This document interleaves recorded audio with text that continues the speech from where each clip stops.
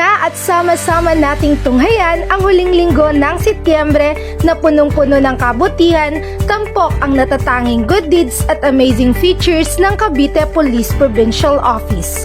Nitong ika-21 ng Setyembre, nakiisa ang mga personahe ng Tanza Municipal Police Station sa isinagawang International Coastal Cleanup Drive 2024 na may temang Clean Seas for the Blue Economy na ginanap sa baybayin ng Barangay Hulungan 8, Tanza, Cavite. Samantala, nitong ika-23 ng Setyembre, hindi nagtalawang isip na tulungan ni Police Chief Master Sergeant Michelle Santiago ang mag-asawang senior citizen na kanyang nakitang nagtutulak ng kanilang tricycle na may kargang kalakal sa kahabaan ng Aguinaldo Highway.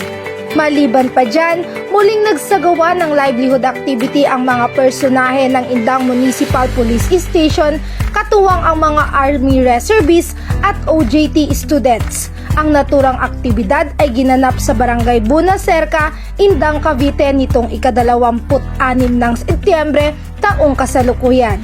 Sa kaparehong araw, libreng sakay naman ang handog ng Tagaytay Component City Police Station para sa mga commuters mula Barangay San Jose papuntang Barangay Maitim 2nd West, Tagaytay City. At iyan ang natatanging good deeds at amazing features handog ng magigiting nating kapulisan ng Cavite Police Provincial Office sa pamumuno ng masigasig na Provincial Director, Police Colonel Eleuterio M. Ricardo Jr. Tunay nga ang ating mga kapulisan ay hindi mapabagod sa pagbibigay ng tulong at pagpapanatili ng kaayusan ng ating komunidad.